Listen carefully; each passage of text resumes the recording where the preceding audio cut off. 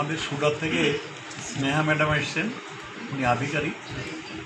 Dengue বিজয় অভিযান যেটা চলছে, ডেঙ্গুকে, ম্যালেরিয়া, চিকুনগুনিয়াকে নির্মূল করার জন্য পৌরসভার পক্ষ থেকে যে লাগাতার অভিযান চলছে, সেই ব্যাপারে তিনি এসছেন। আমাদের অনেকগুলো ট্রেনিং ক্যাম্পও করিয়েছেন, আমাদের ভিজিটি টিমকে নিয়ে, নিম্ন সাথীদের নিয়ে, হেলথের ওয়ার্কারদের নিয়ে, সবাইকে নিয়ে করেছেন। 3-4 দিন হলে আছেন এখানে।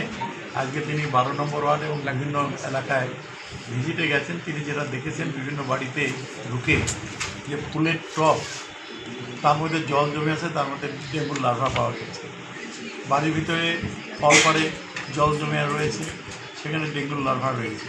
এবং বাড়ির আনাচে কানাচে অব্যবহৃত কিছু জিনিসপত্র রয়েছে, কিছু বড় বড় প্লাস্টিকের কী বলবো ওটাকে,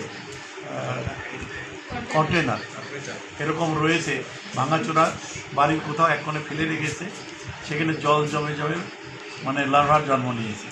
তো আমাদের নির্মল সাথী, নির্মল বন্ধু এবং ভিজিটি টিম এবং হেলথের টিম যখন যাচ্ছে, আমরা যখন ওটা ফেলে দিতে চাইছি নিয়ে গিয়ে, তখন ওরা দিচ্ছে না, ঝগড়াঝাটি করে, নানা রকম কথাবার্তা বলে। তো ওনার পরামর্শ যে এগুলি পরিষ্কার করতেই হবে। কুচবিহার শহর, আমি যেহেতু শহরের কথা বলছি, পৌরসভা এলাকায় বিভিন্ন লোকজন, নাগরিকরা তাদের অসচেতনতার কারণে এই ধরনের ঘটনা ঘটছে। এই সমস্যা থেকে আমাদের সতর্ক থাকতে হবে। শুধু সরকার আর হাসপাতাল থাকলে কিন্তু হবে না।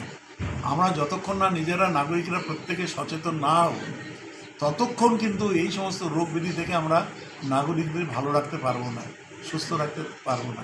তাই আমাদের ডেঙ্গু অভিযান চলছে। আবার 10 তারিখ থেকে আমাদের আবার স্পেশাল ড্রাইভ চলবে। সুতরাং আমরা আশা করছি নাগরিকরা আমাদের পাশে থাকবে।